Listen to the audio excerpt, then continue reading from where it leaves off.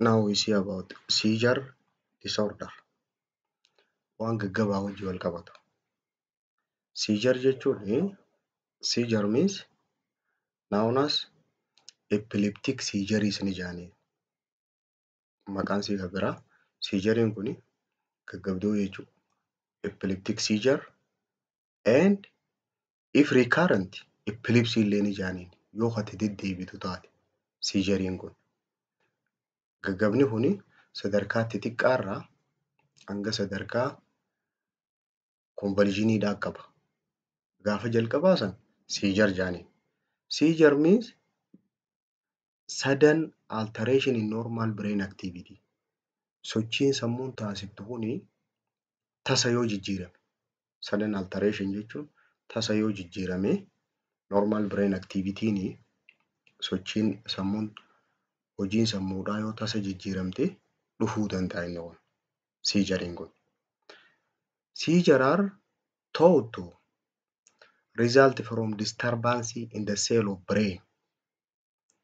Yoo jeeqamsi jiraate seelii sammuu keessa jirtu keessa yoo jeequmsi jiraate sababa sanirraa ni dhufa jedhamee itti yaadama. That cause uncontrolled electrical discharges. Dischargii elektirikiidhaa hedduu jirtu.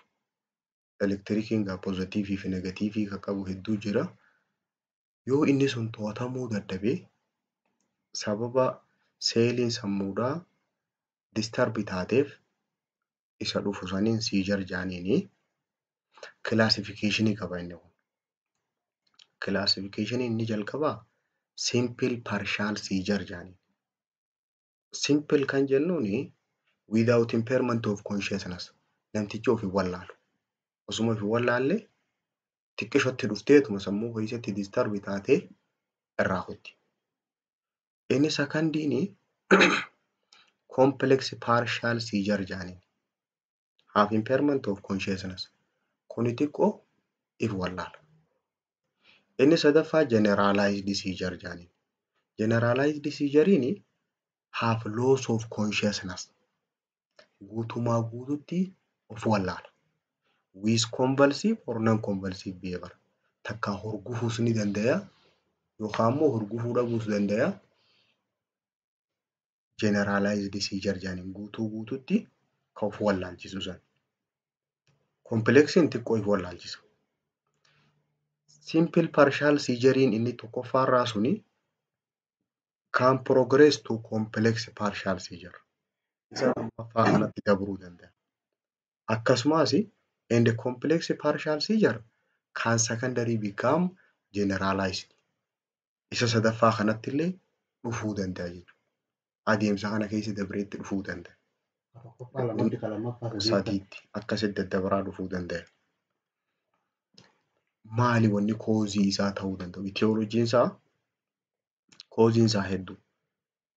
Ka jalqabaa trauma to head yoo mataan kun miidhame sababa balaati. Or brain trauma that result in scar tissue. Sababa trauma sanirraa yoo tishuun sun godaannisumti. Or cerebral atrophy. Takka godaannisni suni humnaa ol kama yeroo taate. Inni biraa kooziin biraa tuumarii. Abnormal tissue growth sammuu keessatti. Inni sadaffaa cranial surgery yoo mataan kun baqaqfamee jiraate. Drug toxicity dha etiyooloojiin biraa.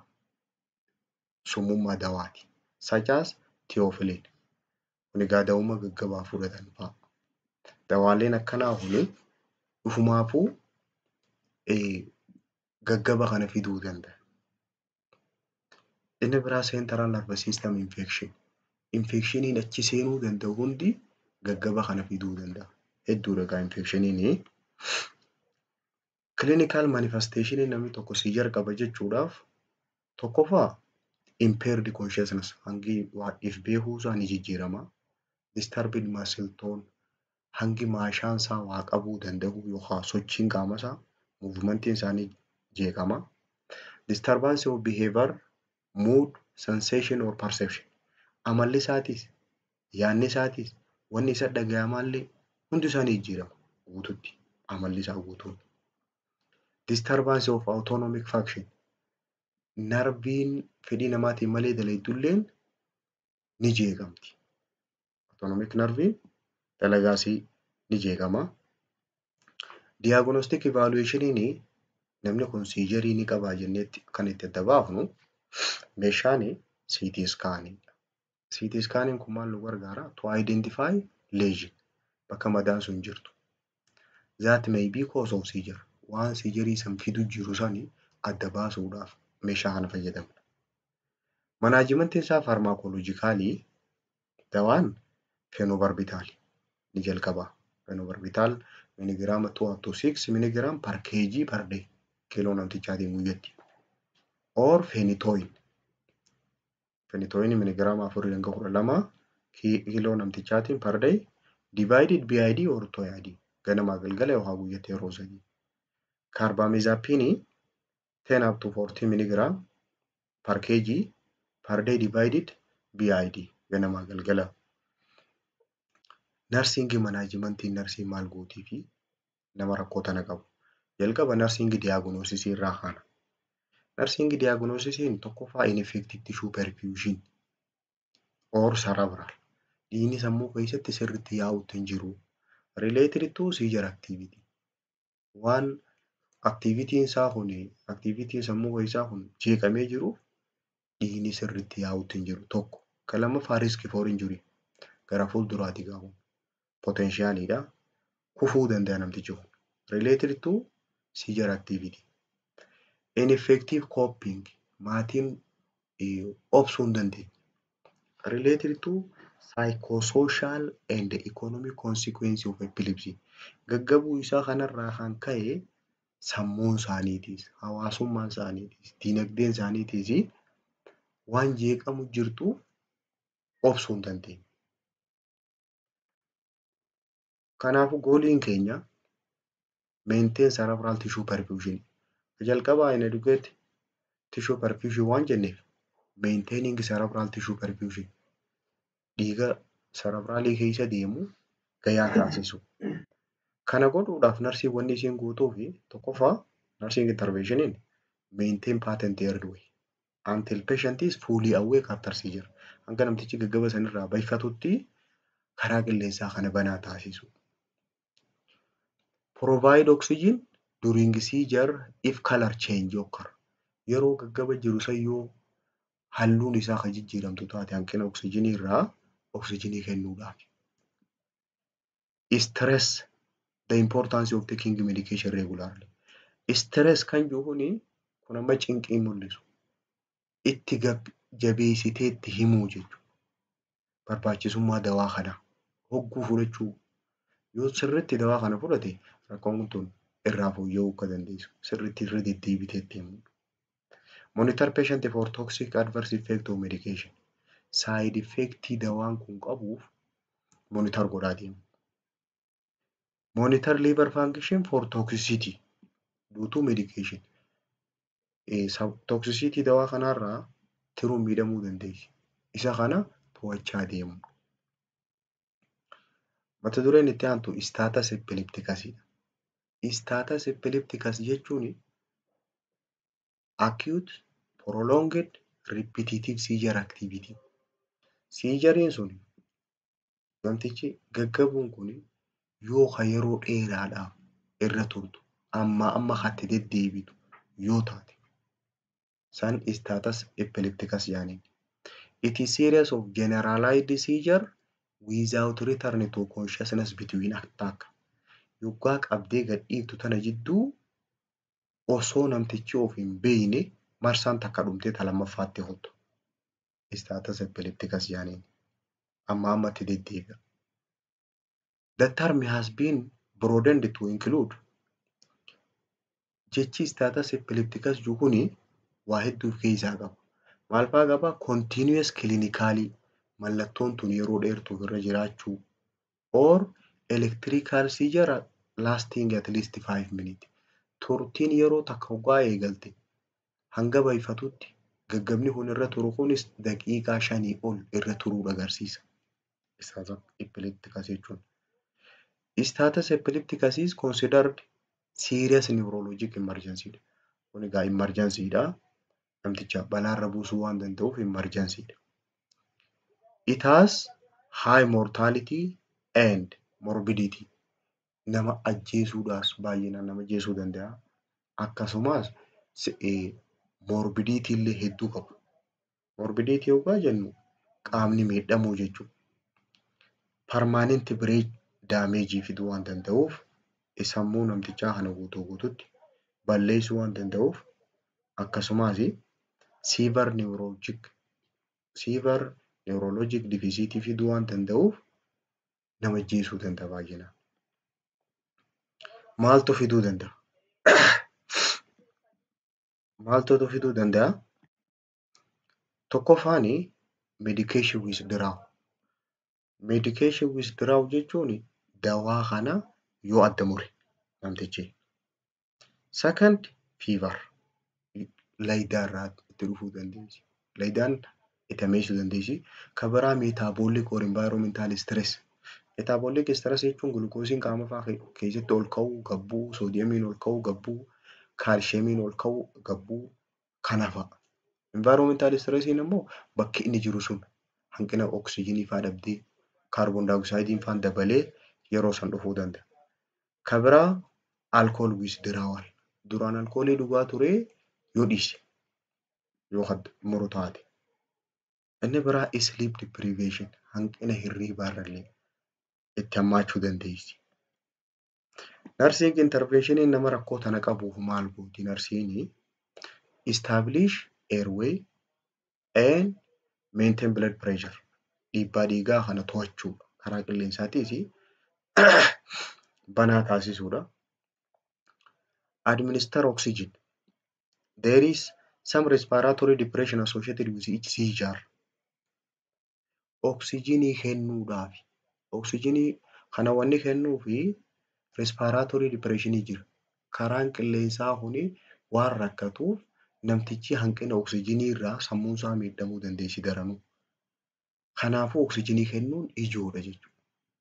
Administer oxygen which may some respiratory depression produce hypoxia of brain. Brainiin hanqina oxygeniitiin miidhamuu dandeessi. Kanaaf oxygenii kenninaaf. Inni biraa administering IV diazepam slowly. Dawaaleen kennamuufi nama gaggaba jiru diazepam kennaniif. Diazepam kana suuta kennaniifi to ensure effective brain tissue and the serum concentration. Gaggaba sanii irra ni bayyanata jechuun namtichi. If initial treatment is unsuccessful, diazepam kana doozii jalqabaa kennineefi yooniifi irraa wayyaa'uu baate namtichi kun yoo baay'ifachuu dide general anesthesia may be required. Dawaalee nama haduuchan ka general anesthesia kajaaniin isa sanillee itti daballaafi jechuudha. Yoo diazepam yeroo dirreef kan hin kaane taate anesthesiaatti daballa. Preventing injury. Nama gaggabu kana balaarraa ittisuun wanti dalagamu tokko kana. Isa balaarraa ittisuudhaaf akkam goona? Place the bed in the low position. Siree namtichaa ol hin fageessinu lafa bira goonaa. Do not put anything in the patient mouth during seizure. Hoggaa gaggaba jiru sanii waa takka illee afaan keessa kaa'uu hin qabnu. Inni biraa place the patient on side during seizure. Yeroo namtichi seizure jiru sanii cinaarratti ciibsu. To prevent aspiration. Akka dhangalaan isa keessaa yaa'u kun gaddeebi'ee somban seene. Akka gaddeebi'ee isan feene. Inni biraa provide helmet. Helmetii jechuun waan mataarra kaa'atan sani yeroo motora fa'aa oofan. Isa san mata kaayu. To prevent the patient who fell during seizure. Hoggaa gaggabanitti dhufe warreen kufusan osoo hin beekne. Warreen suni matatti uffatanii deemuu qabu. Balaa ittisuudhaaf ishii san mataa kaa'atanii deemuu qabu. Yoo akka tasaa gaggabnitti dhufellee mataan suni hin bashaqu jechuudha. San ittisuudhaaf. Inni biraa mata dureen itti aantu hedeekidha. Hedeek syndrome. Dhukkubbii mataadha. When we say syndrome jechuun suni saayiniidhaa fi simpitamii qaba.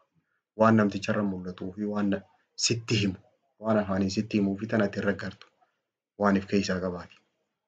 Headache are one of the most common complaint of people seeking health care. Wantoonni ijoon namni baay'inaan dhaabbilee fayyaatti deddeebi'uu fi headache kana. Pain in the head is symptom of underlying pathology. Sagalee. Pain in the head is dhukkubbiin mataa keessa jirtu. Mataan nama dhukkubuuni symptom of underlying pathology. Waan jala jiraasan ibsu jira malee dhukkubbiin mataa dhukkubaa miti. Dhukkubbiin mataa dhukkubaa miti. Headache is divided into two categories. Dhukkubbii mataa kana yoo laalle bakka lamatti garee lamaa jira. Dhukkubbii mataa wanni jaantu. Primary headache disorderidhaa fi secondary jira.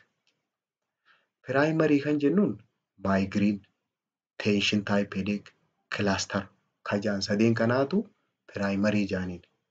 Eenyuun ilaalla migraine. Secondary ammoo rakkoo biraarraa rakkoo bakka biraa jirturraa mataan kan dhukkubu jechuudha. Jarri kuni primary kan jennuun bakki inni irraa ka'u rakkoo mataa keessa jirtu sanirraa dhufa. Pathophysiology and etiology isaa yoo laalle akkaataa dhukkuba kanaatii fi koozii isaa waliin yoo laalle primary headache kan jennuun inni jalqabaa kuni diagnosis generally based elimination of other pathology. Osoo rakkoon biraan jiraanne wanti secondariitti ta'u osoo hin jiraanne rakkoochi keessaa kaaturraa kan dhufu jechuudha. Wanti sababa ta'uu danda'u primary headache kanaaf stroke fa'a. Dhiigni sammuu keessatti faca'uu fa'a. Intracranial bleed sammuu keessatti dhiiguu yookaan brain tumor yookaan sammuu keessatti waa mayranii jiraachuu. Kanaatiitu primary headache fiduu danda'a. Gosoota primary headache keessaa inni jalqabaa migraine. Migraine headache adeemsa lamaan wal faana dafee dhufa. Consist of initial vasospasm followed by dilation of intracranial and extracranial artery. Jalqaba vasiliin jiru wali constrict taheeti. Vasiliin sammuu keessa jiru hiddi dhiigaa wali dhiphateeti deebi'ee babal'ata. Yeroo kana migraine headache hin dhufti. Jalqaba vasospasmii jira. Akkasuma followed by dilation of intracranial and extracranial artery. Ka sammuu keessa jiruu fi sammuu ala ka jirullee jalqaba walitti dhiphata. Samboota dilate. Occurring about 10% of population. Hawaasa lafarra jiru kana keessa warra dhukkubbii mataa himatu kana keessa parsantiin 10 isa kana. Causein isaa maali? Cause migraine headacheedha. Hyperactivity to neurotransmitter. Wanta ergaa daddabarsitu santu humnaa ol dalage. Keessaahuu seerotoniin isa jaaniin. Seerotoniin gaa neurotransmitter sammuu keessa jiru. Central nervous system keessa. Familial predisposition jira ammas. Shanyummaa. Geneticsdhaan walitti hidha.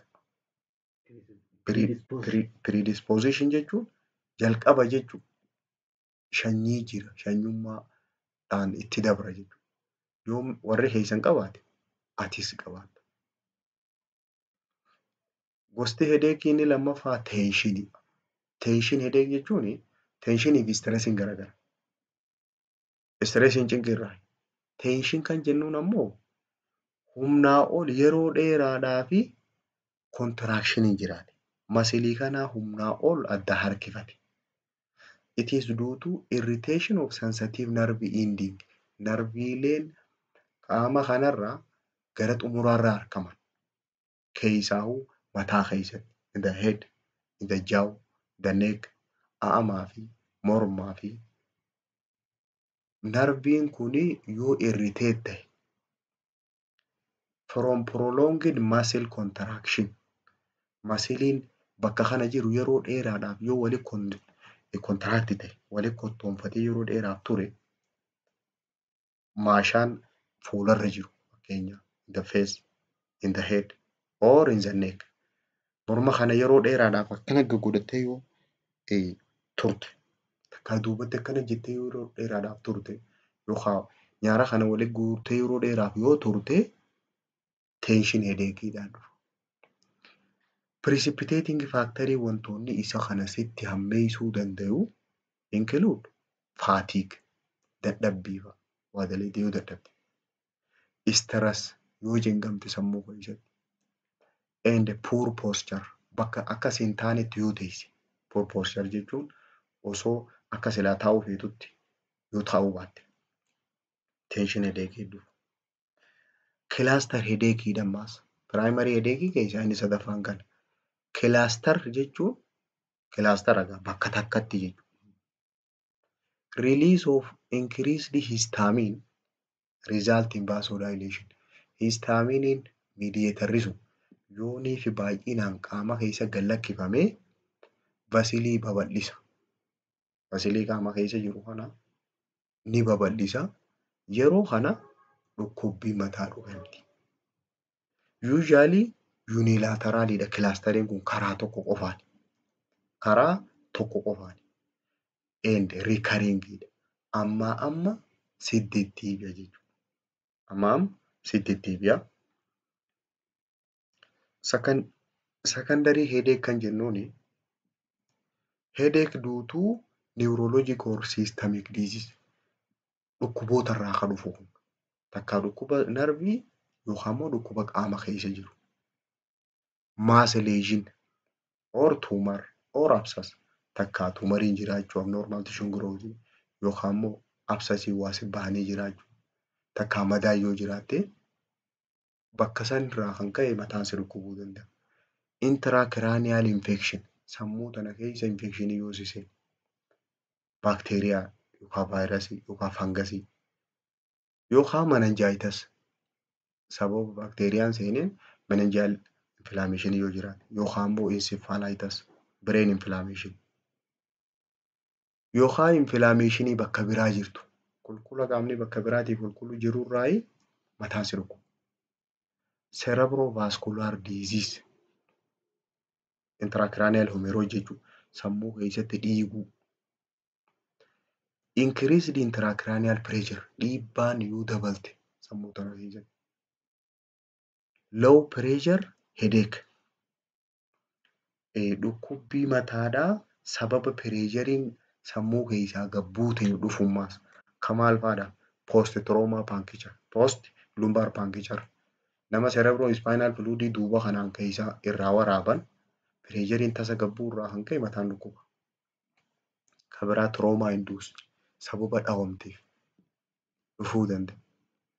Sinus infection yooniif saayinasiin infektisi taatee jiraatte mataan si dhukkuba. Sinus eriyaan. Viral infection irraa ammaas mataan si dhukkubuu danda'a. Infekshinii vaayirasii irraa dhufu akka influenza fa'a. Systemic illness rakkoolee qaama biraa keessa jirturraa mataan si dhukkubuu danda'a.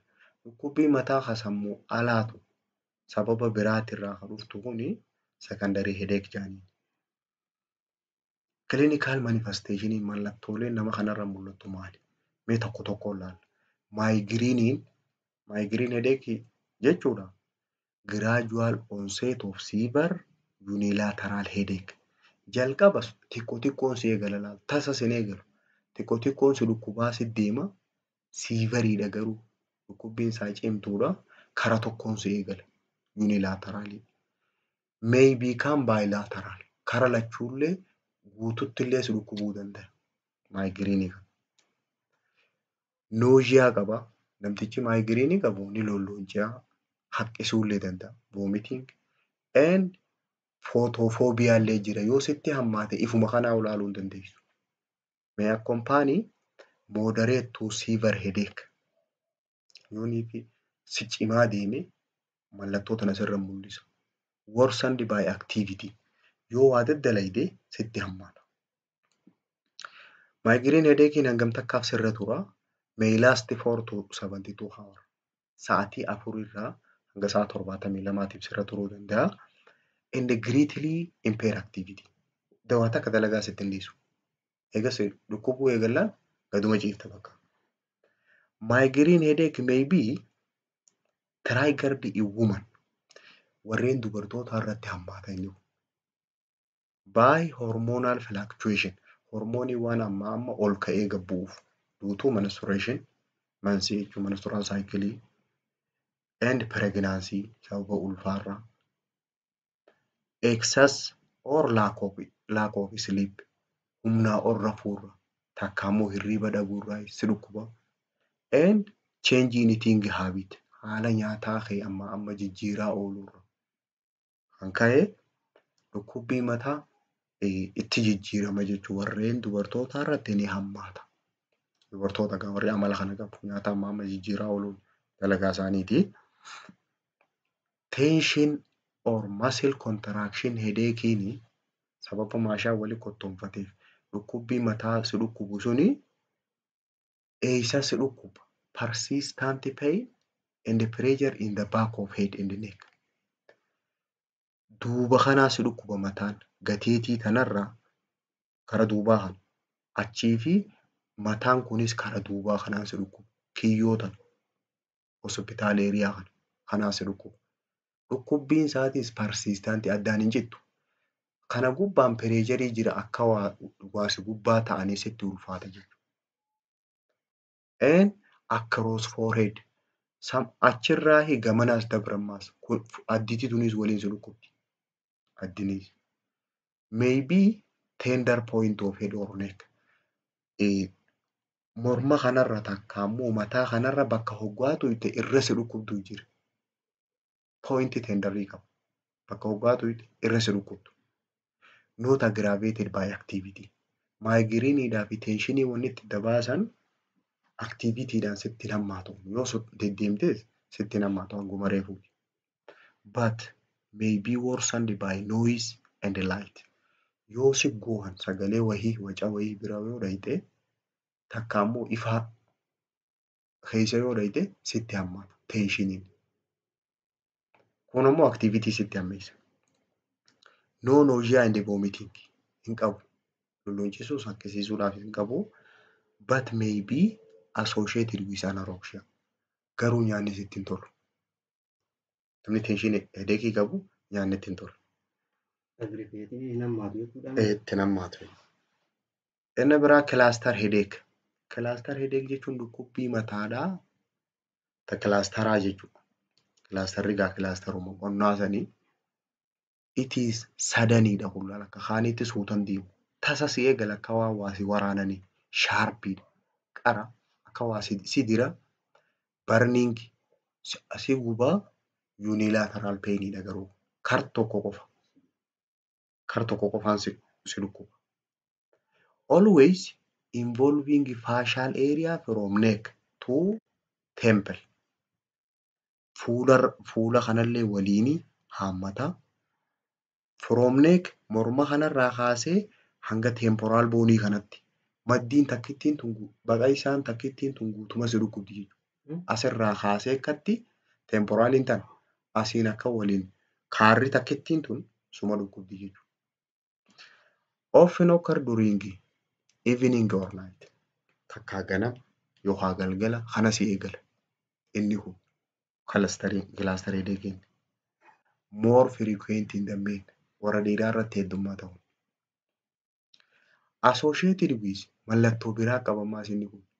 Dhukkubbii kar tokkoon si dhukkubdu san cinatti unilateral excessive tearing. Ija takkittiin karaa si dhukkubuu san keessaa imimmaan hedduu sirraa yaa'a.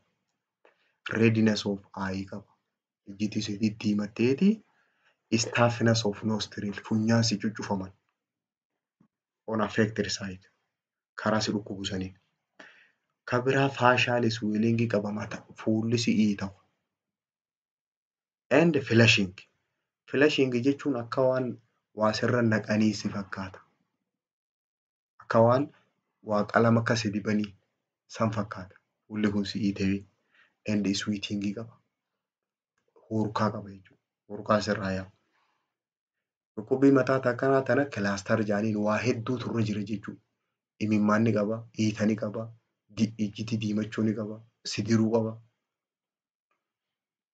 Diagnostic proceduriin dhukkubbii mataa kana wanni itti diagnosis godhan tokko CT scan to rule out lesion bakka madaan jirtu adda baasuudha. Hemorrhage yoo jiraatte bakka itti dhiigu jiru adda baasuuf. Chronic sinusitis yoo qabaate namtichi adda baasuudhaaf CT scan fayyadamna.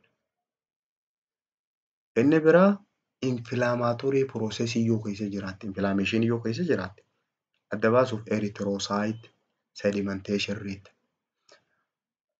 Kontentii dhiiga diimaa kana keessa jiru. Erythrocyte sedimentation rate jechuun hanga inni itti gattaa'u laalu. And other blood studies dhiiga biraatis ilaaluudhaan WBCdhaan platelets ilaaluudhaan to determine inflammatory process with temporal artery. Bakki irraa fuudhan artery irraa temporalidha. Temporal jechuun isa kana jechuudha. Dhiiga fuudhanii ilaalan. Manaajimentiin isaa dhukkubbii mataatiif ni jalqaba pharmacologic treatment dawaadhaan. Medication are intended to reduce frequency. Hamma inni sitti deddeebi'u san gad xiqqeessuudhaaf, hamma inni sitti hammaatu san severitii isaa.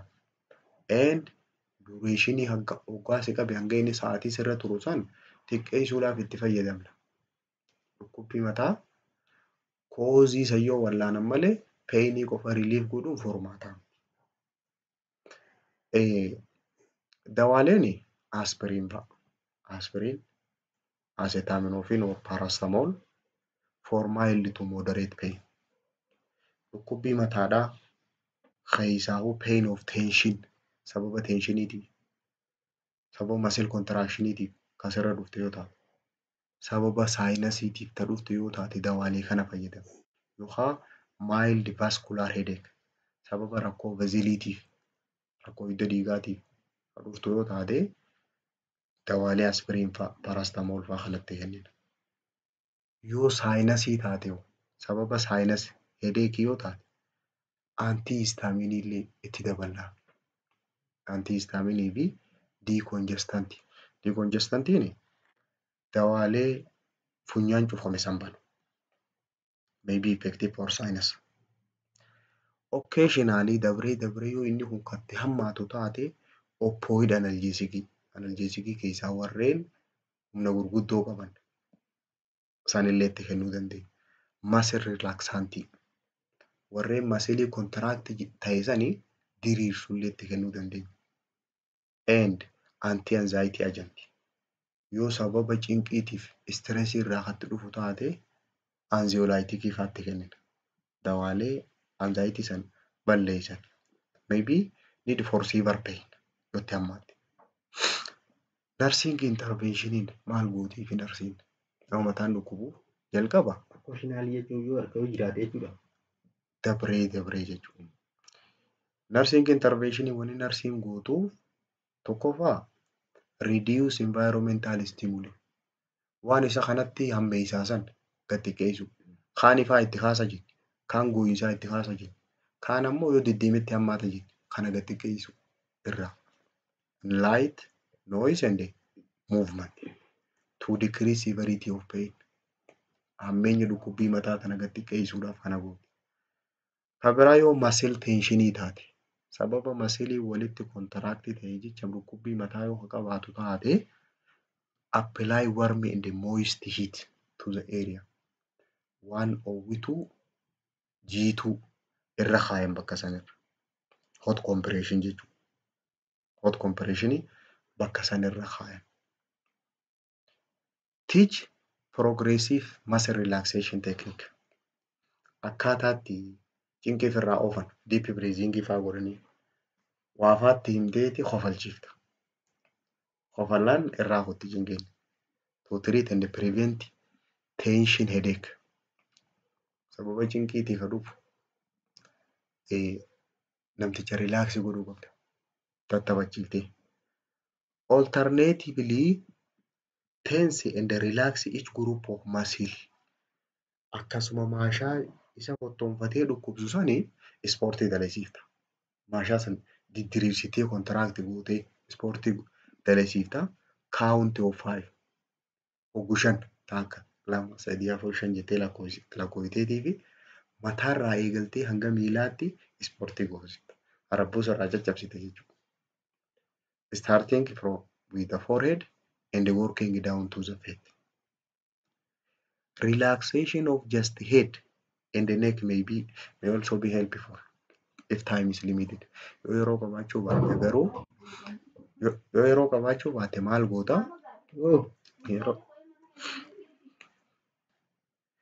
Yoo yeroo qabaachuu baatte maal goota? Mataa fi morma qofa relax goota. Mataa fi morma qofa arabboos irraa caccabsinaanis dhukkubbiin irraa kutti jechuudha. Inni biraa rakkoolee ilaallu disorder that cause paralysis waan nama laamsheessuu danda'a.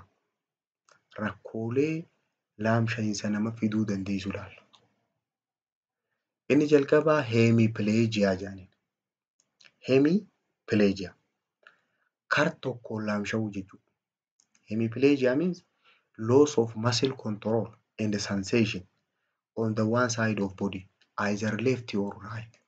Takkaa karaa bitaatiin, takkaa karaa mirgaatiin socho'uudhaas dadhabdee humaatis dhagahamuu dadhaban. Hemiplegia jedhaniin. Kar tokko qofaan jechuudha. Causein isaa most frequently causing stroke. Causein beekamtuun.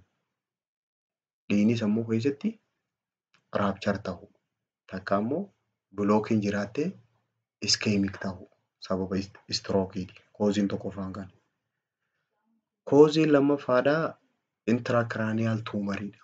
Intracranial tumor jechuun sammuu keessa yoonii fi waa mayiran.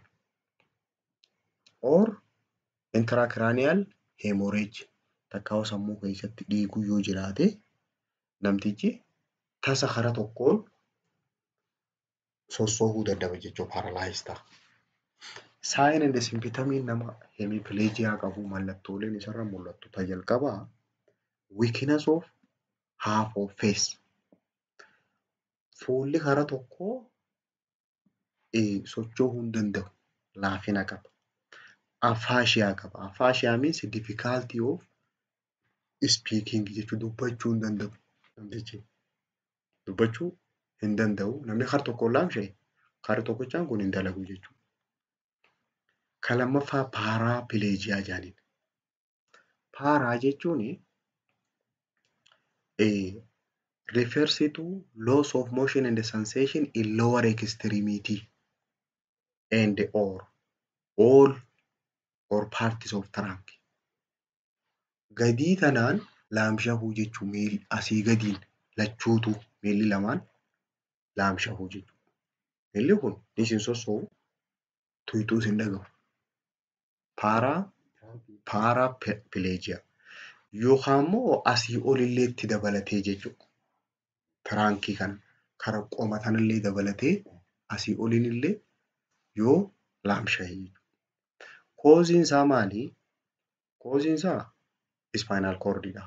Yoo spinal cord miidhamte. Damage to thoracic.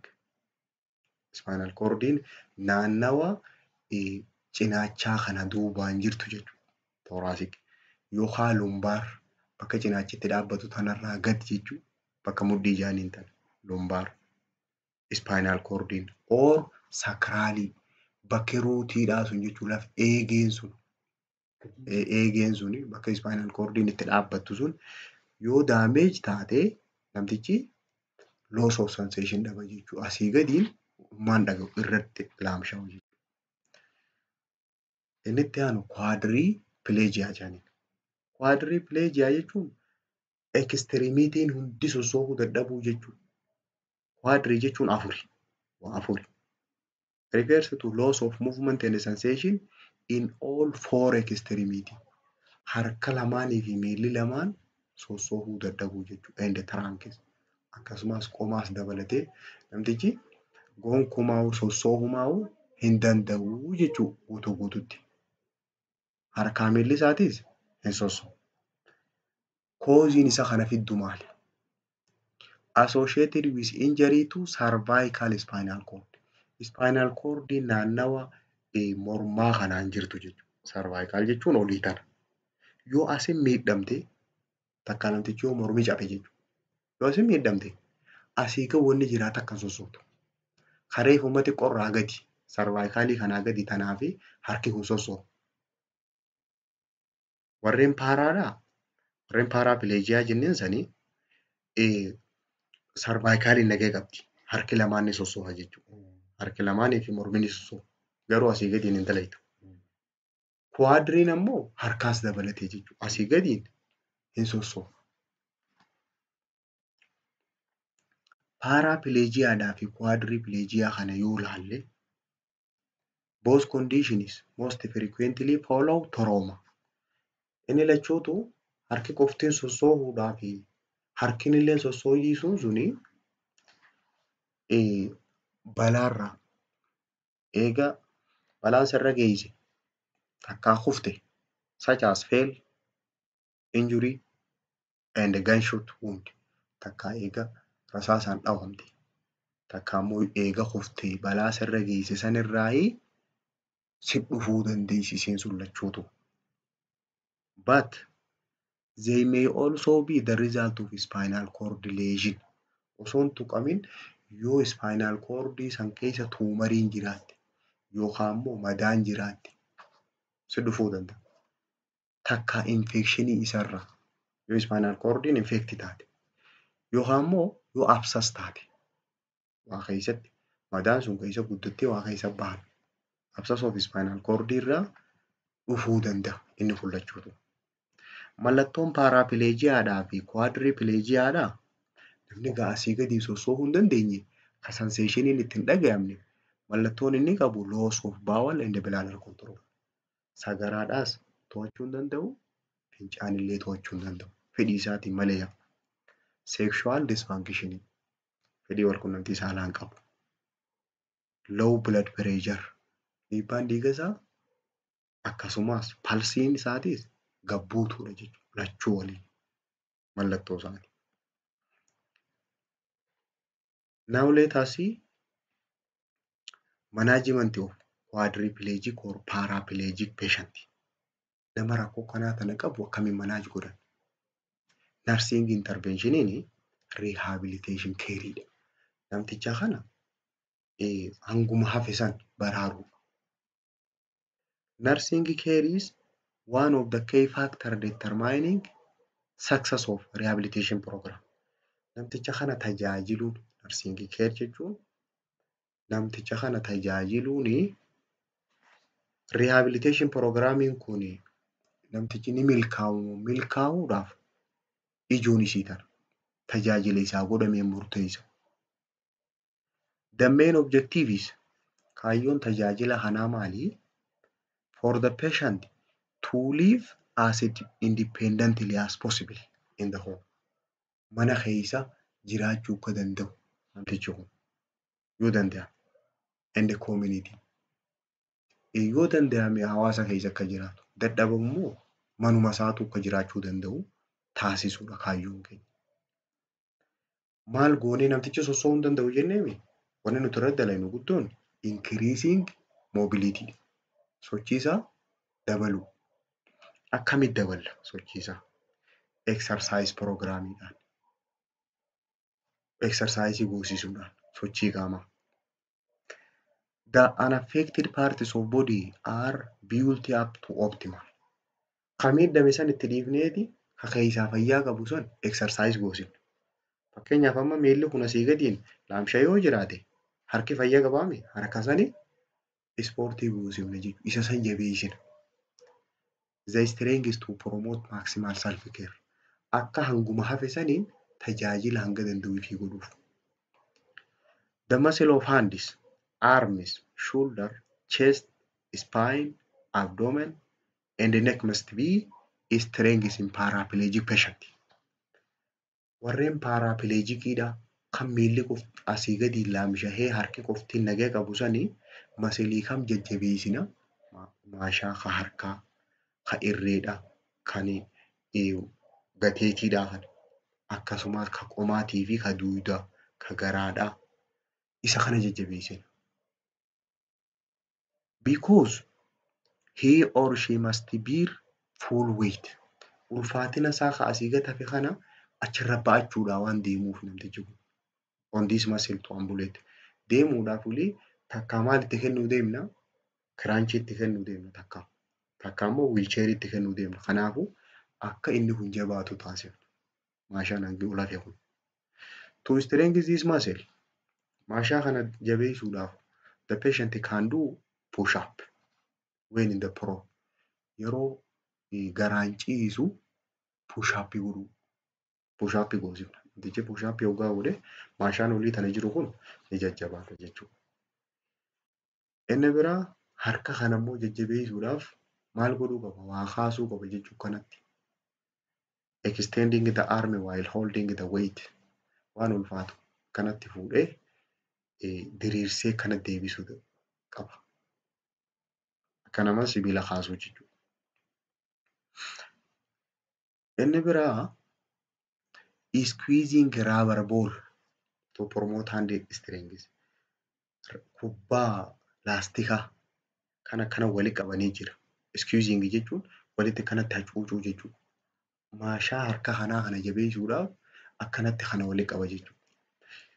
The sooner muscle are used, dafee itti fayyadamuu danda'a. The less chance there is muscle atrophy. Maashaan kuni guddachuuf diduu danda'a. Maashaan kun jabaachuuf diduu danda'a.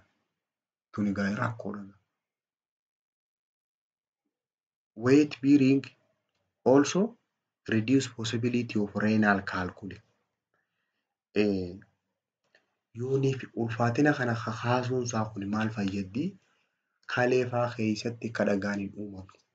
Namtichi sossoo'uun sababa kanaaf fincaan irraan bahanii wal eegee akka kalee keessatti dhagaan hin uumamne. And enhance many other metabolic process saffisiisuudhaaf wal nyaatinsa keemikaala qaama keessa gaggeeffamu kana saffisiisuudhaaf waggaa ulfaatina kaasiiftu sun. Ambulation using crunches require high expenditure of energy. Anniisaa hedduu isa baasisiisa. Crunchiidhaan deemuun. Crunchii gaaggaa asii qabatee utaaluun yeroo deemuun anniisaa hedduu isa gaafata. Wheelchairiin provide greater independence and mobility. Ofiif akka ofiin oofu san isa dandeessa. Namtichi warreen asii gadiin paralyzed ta'an crunchiidhaan deemuurra wheelchairiidhaan yoo deeman irra salphataaf.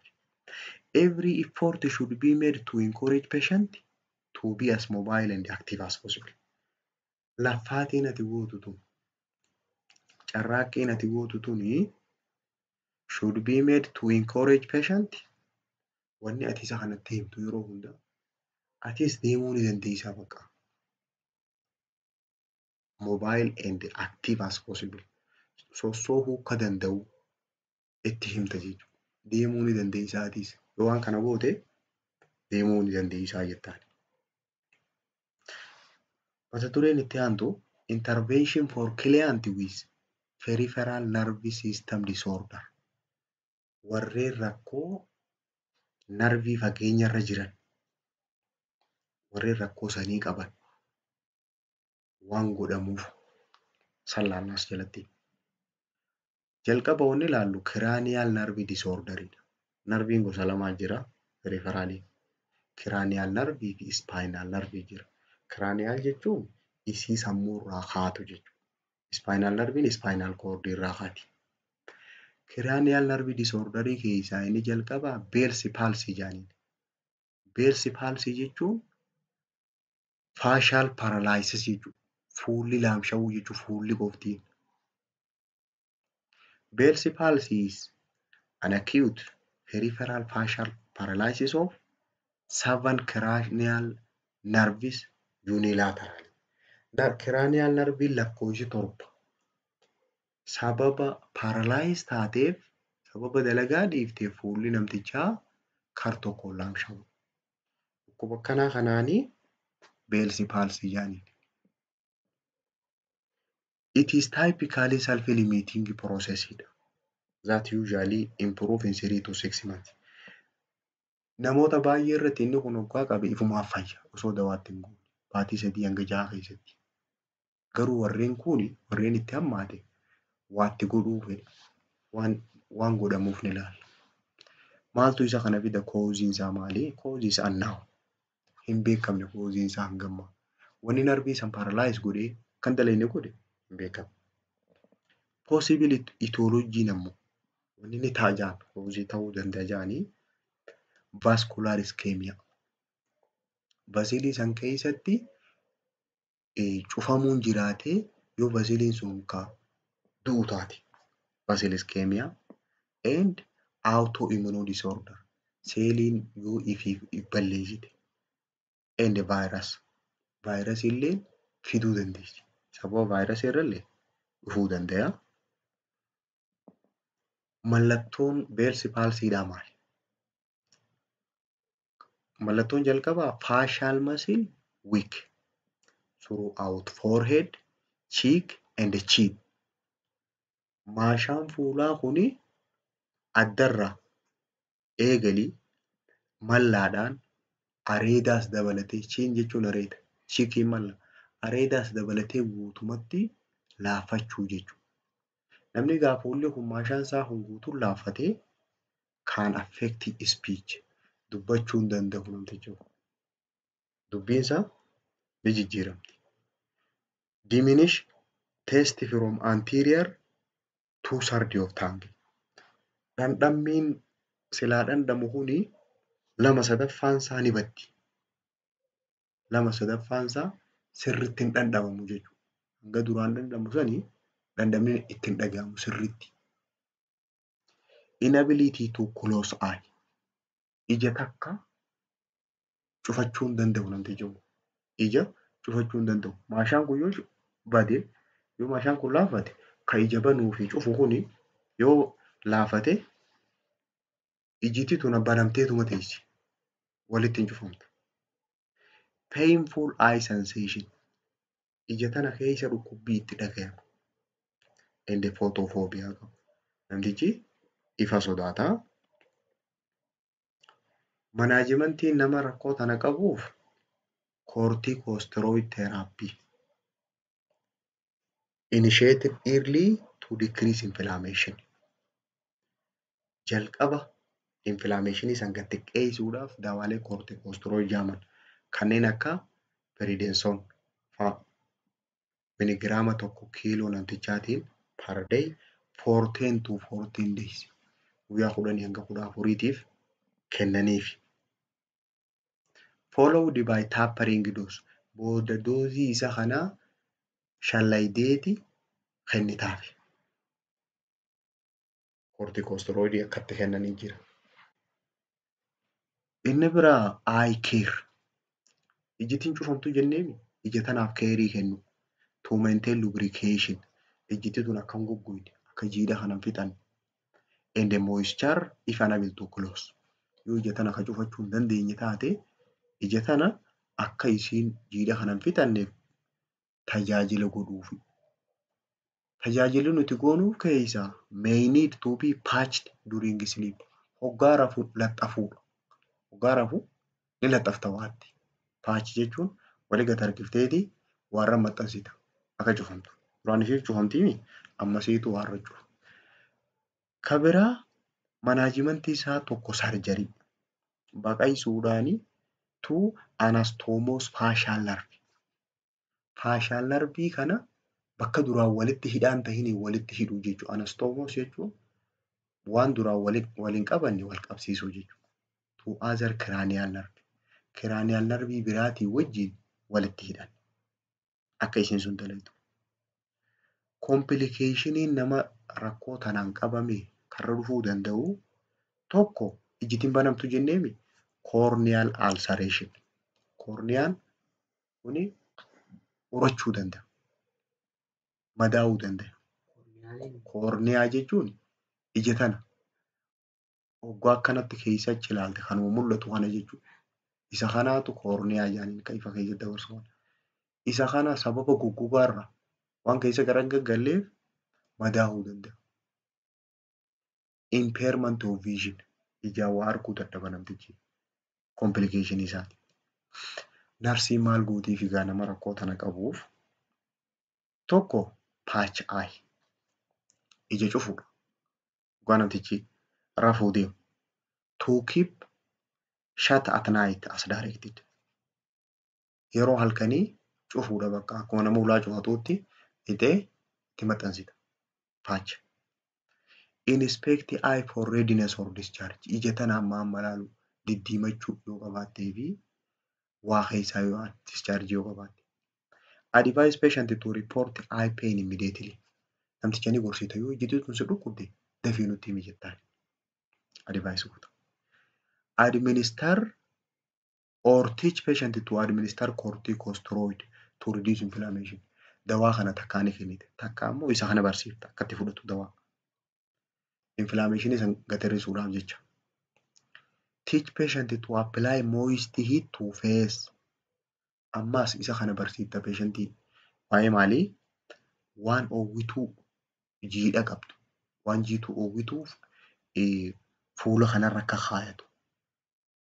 Inni kuni yeroo asirra waan oowwituuf kaa'e masiliin tuni dalaguu eegalti. Perform and teach patient to perform facial massage. Fuula kana akka shukkuumatu. Fuula kana shukkuumuu. Takka fuula kana asii shukkuumuu fi takka ammoo akka ittiin shukkuumu barsiifta. Dalagaan narsiin gootu ijoon tokko kana. Dhukkubni itti aanee ilaallu Parkinson disease jedhaniin.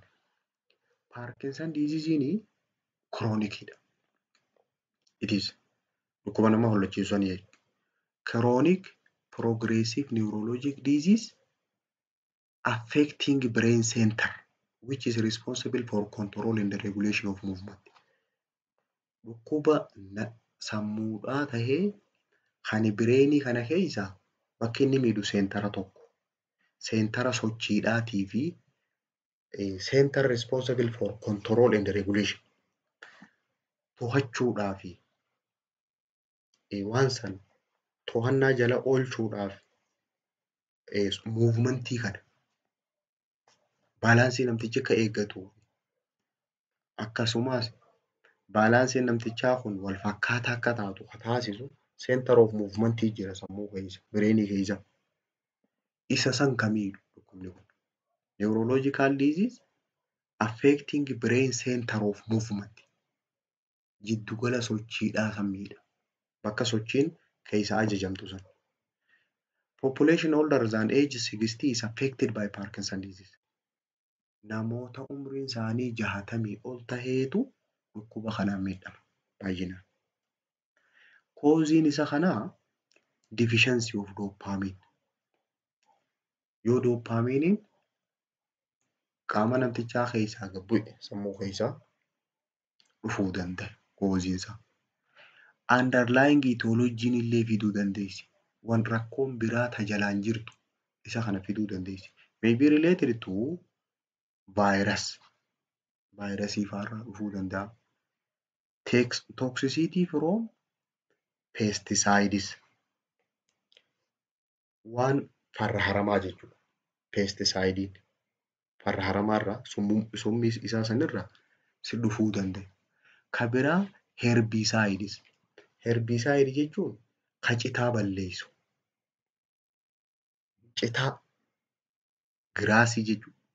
Citaa magaru kan akka sarduu fi maarree haramni gosa hedduu jiraame. Pesticidein harama kan olmaa jiru gurguddaa kana kan ajjeesu hadaa kana. Herbicidein ammoo kan citaa ajjeesu ha buraanaa fa'aa ajjeesuu sanii. Herbiin buraanaa fa'a. Peestiin citaa. Peestiin ammoo citaa miti. Peestiin harama. Herbii kana citaan.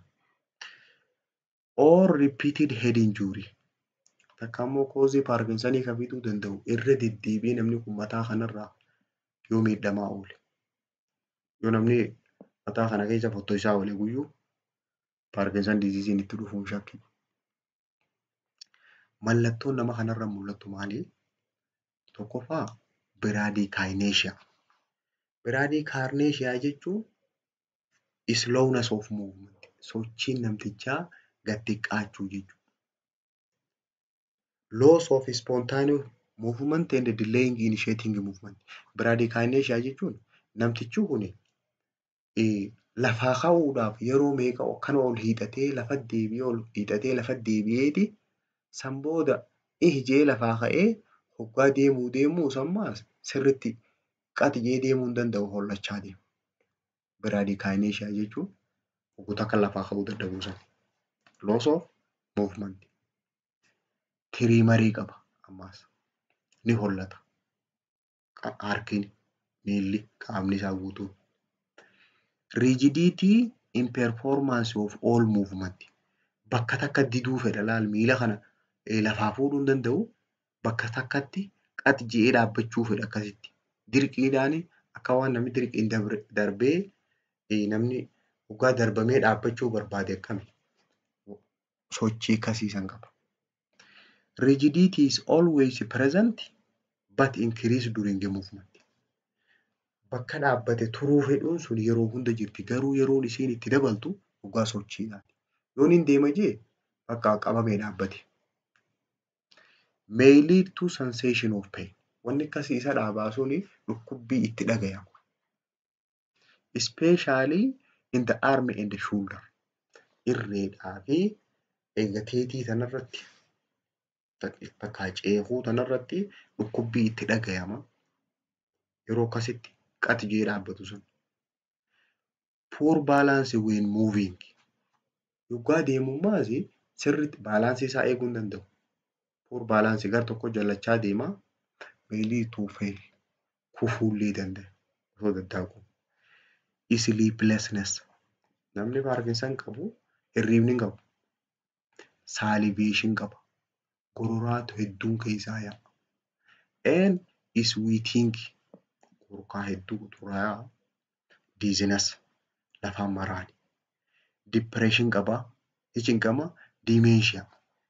Dementia jechuun loss of memory jechuudha. Humaa yaadatu. Waa irraanfatamu. Manaajimentiin namticha kanaaf godhamu farmaakoloojik tiriitmentiin dawaalee antiikolinerjik ta'an. Dawaalee antiikolinerjikiidha. To reduce transmission of cholinergic pathway which are thought to be overactive when dopamine is deficient. Dawaan cholinerjikiidha kun yoo dopaminiin gabbu'e qaama keessa humnaa ol dalagan isaan kun overactive ta'an. Kanaafi antiikolinerjikii itti kennina. Kolinerjikii waan hedduu dalaguuf antiikolinerjikii itti kennina. Kooziin paarkinsaniidhaa tokko dopaminiin gabbu'u jenna. Yoo dopaminiin gabbu'e kolinerjik paasweeyin narviin achi keessaan daddabartu ni heddummaa. Ergaan achi keessa dabartu ni heddummaatti. Kanaaf antiikolinerjikii itti kennina. These medication are most effective in controlling tremor. Dawaan asii olitti dubbanne kun antiikolinerjikiin kun hollannaa san to'achuudhaaf bu'aa qaba. Dawaan kun. Dawaaleen biraa levodopa, dopamine precursor. Amma gaa dopaaminii gabbu'ee qaama namtichaa keessa. Kanaafuu dopaaminii san bakka deebisuudhaaf. Dopamine precursoriin levodopa. Kan dopaaminiif keessaa qabu levodopa kana kenninaaf. Dawaan itti kenninuuf levodopa kana. Kompiilikeeshinii nama paarkinsaniin qabame dhufuu dandeessu waa sadii. Tokkoffaan dimeenshiyaa waa irraanfachuu guutumaa guutuutti. Kan lammaffaa aspaayireeshin gorora hedduu keessaa jennee isaaf qabuu hin danda'u osoo hollatuuti fe'ama. Injury from fail. Kufee sababa kufe saniin miidhaan irra gahuu dandeessi. Narsiin interventionii dhagaa. Ijoon keenya isa kana. Narsiin maal gootiif? Tokkoffaa namtichi sochiin isaa jeeqamtee jirtiin improving mobility. Improving mobility sochiin isaa akka sirrattu taasisuudha. Encourage the patient to participate in daily exercise such as walking and gardening. Namtichi guyyuu sochii akka godhu akka bakka takka hin ta'e such as walking and or gardening akka deemu lafarra akka deddeemu jechuudha. Gardening jechuun lafa qotuu jechuudha. Qonna. Namtichi takka deddeemuu qaba. Daily exercise guyyuu akka godhu sochii qaamaa akka godhu dadhabee dadhabu akka deddeemu miilaan. Encourage the patient to take warm baths and receive massage to help relax muscle. Namticha kana wanni gorsinu maali? Bishaan oowwaadhaan dhiqadhu jennaan. Shaawora oowwaa akka fudhatu. San booda akka shukkuumu. Receive massage to help relax muscle. Maashaan sun akka relax ta'uuf akka wal gallakkisuuf namtichi shukkuumachuu qaba. Instruct the patient to take frequent rest period to overcome fatigue and frustration. Namticha kanaan isa exercise godhi jenneen kana rest period akka qabaatu boqonnaa akka godhu san gorsina. To overcome fatigue dadhabbii san jalaa bahuudhaa fi frustrationii rakkina san jalaa bahuudhaaf dadhabbii san qucaacama qaamaa san jalaa bahuudhaaf boqonnaa akka godhu hoggaa deddeemee dadhabee taa'uu qaba. Assess safety in environment to reduce risk of fail. Naannoonni inni deddeemu sun naannoonni inni jiraatu suni nagaya ta'uu qaba akka hin kufne. Fakkeenyaaf waan namaa mucucaatu afaan gubbaa dhaga'ee akka hin kufne bakka mucucaattu waan namaan fiigu achirra kan deemne assas godhuu qabna nageenyummaa isaa. Kanaafuu